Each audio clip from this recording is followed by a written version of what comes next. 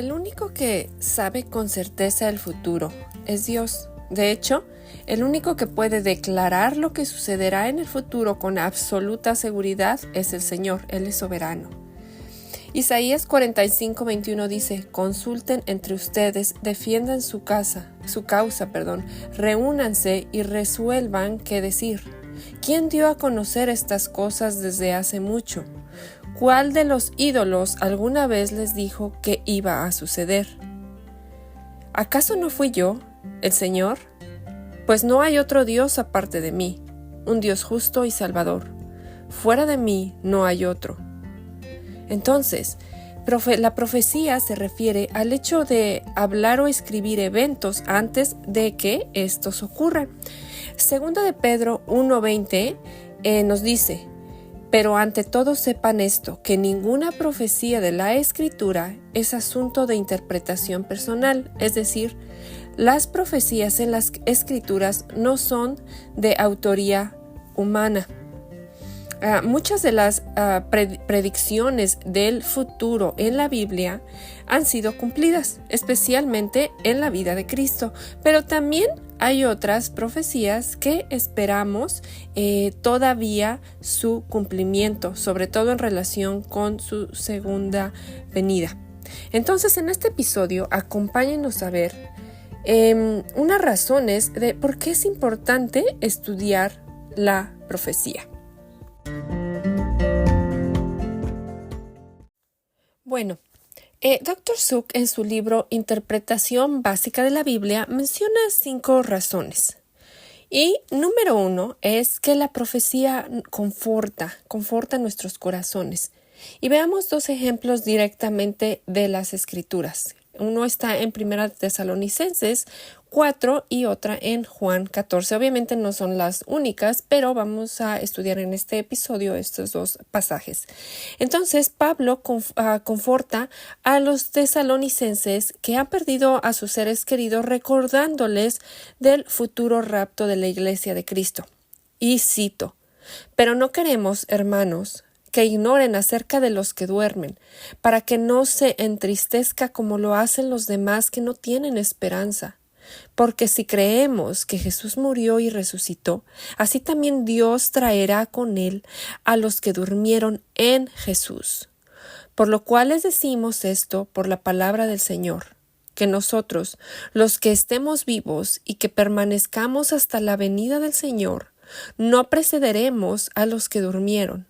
Pues el Señor mismo descenderá del cielo con voz de mando, voz de arcángel y con voz de arcángel y con la trompeta de Dios, y los muertos en Cristo se levantarán primero. Entonces nosotros, los que estemos vivos y que permanezcamos, seremos arrebatados juntamente con ellos en las nubes al encuentro del Señor en el aire. Y así estaremos con el Señor siempre, cierre de comillas. En el versículo 18, Pablo les dice que se conforten unos a otros con estas palabras. De la misma manera, en Juan 14, Jesús conforta a sus discípulos asegurándoles que Él se va a prepararles una morada y que regresará por ellos para que donde Él esté, ellos también estén. Entonces, en este primer punto vemos cómo las profecía conforta. El punto número 2, ¿por qué es importante estudiar la profecía? Bueno, obviamente principalmente porque es la palabra del Señor, ¿verdad? Pero también la profecía calma nuestras almas. Como leemos en Tito 2, que dice: anhelamos con esperanza ese día maravilloso en que se revele la gloria de nuestro gran Dios y Salvador Jesucristo. Esta esperanza calma nuestras almas al fijar nuestros ojos en la gloriosa revelación de Cristo mientras vivimos en este mundo caído, corrompido por el pecado. Otro motivo número 3, es que la profecía convierte. En Hechos 3, del 12 al 27, después de que Pedro y Juan sanaron a un cojo de nacimiento en el nombre de Jesús de Nazaret, Pedro comenzó a predicar a Cristo crucificado y les dijo que cómo Dios estaba cumpliendo lo que las profecías habían dicho con anterioridad.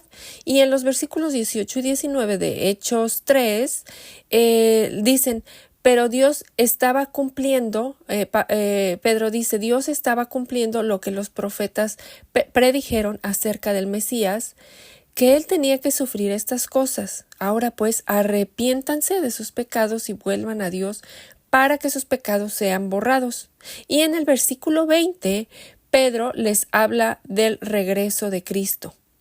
En Hechos 4:4, Lucas narra que muchos de los que oyeron el mensaje creyeron, y el número de estos, contando solo a los hombres, llegaba a unos 5,000. Entonces el evangelio fue predicado, e incluía, la profecía de que Cristo moriría, y con esto muchos se convirtieron. También en Hechos 17, Pablo se encuentra ante los atenienses discutiendo referente a la idolatría, y les dijo que Dios había fijado un día en que juzgará el mundo, con justicia por medio del hombre que ha sido designado, y que de ello ha dado pruebas a todos al levantarlo de entre los muertos. Y entonces en Hechos 17:32 leemos que cuando oyeron de la resurrección, unos se burlaron, pero otros creyeron. Punto número 4 es que la profecía contribuye a nuestra santificación. Saber que el Señor puede regresar en cualquier momento repercute o debe repercutir en nuestra manera en que vivimos el día al día. Regresando a Tito 2, leemos que Dios ha manifestado a toda la humanidad su gracia, la cual trae salvación y nos enseña a rechazar la impiedad y las pasiones mundanas. Y dice, así podemos vivir en un mundo con dominio propio, justicia y devoción, mientras aguardamos la bendita esperanza, es decir, la gloriosa venida de nuestro gran Dios y Salvador Jesucristo. Entonces aquí está la profecía de la segunda venida del Señor Jesús, y cómo esto informa la manera en que vivimos actualmente, ¿verdad? Con dominio propio, justicia y devoción, mientras aguardamos la esperanza de su venida. Y asimismo, de la misma manera, válgase la redundancia, en segunda de Pedro 3, al referirse a su segunda venida, que dice que el Señor vendrá como un ladrón, entonces Pedro hace la pregunta, ¿no deberían vivir ustedes con devoción, siguiendo una conducta santa y esperando ansiosamente la venida del día de Dios? Y en el versículo 14 leemos, por esto, queridos hermanos, mientras esperan estos acontecimientos, esfuércense para que Dios los halle sin mancha y sin defecto, en paz con Él. Y por último, número 5, la profecía nos motiva a evangelizar.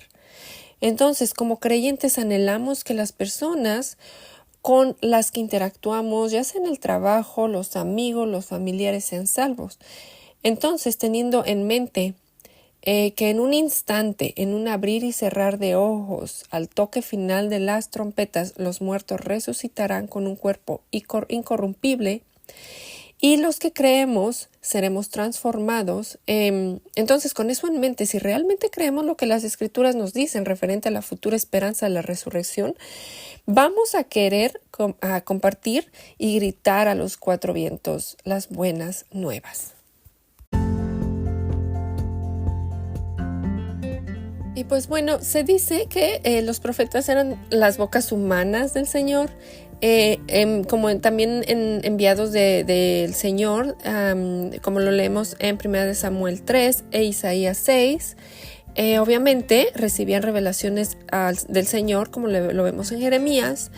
Ellos también hablaban en contra de los falsos profetas, como lo vemos en Miqueas 3, 6 al 8, 11 y 12 y Jeremías 22 y 23. Entonces, más de 133 profetas son nombrados en la Biblia. O sea, no nada más tenemos los profetas mayores y menores, sino que más profetas son nombrados en la Biblia. Y Jesús mismo vino como profeta, sacerdote y rey, cumpliendo muchas de las profecías mesiánicas del Antiguo Testamento. Muchos de los profetas que el Señor envió fueron despreciados Lo vemos con Jeremías, y muchos de los mensajes que daban eran de advertencia, de juicio para el pueblo de Dios también. Entonces Jesús, como lo vemos me parece que es en uno de los evangelios, lamentó que Jerusalén había dado muerte a los profetas.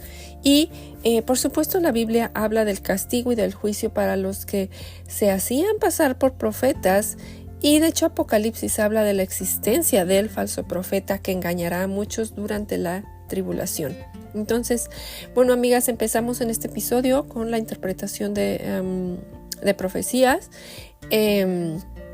Y bueno, aquí las esperamos en estos próximos episodios y estaremos hablando de los puntos principales al interpretar la profecía del Antiguo Testamento. Gracia y paz.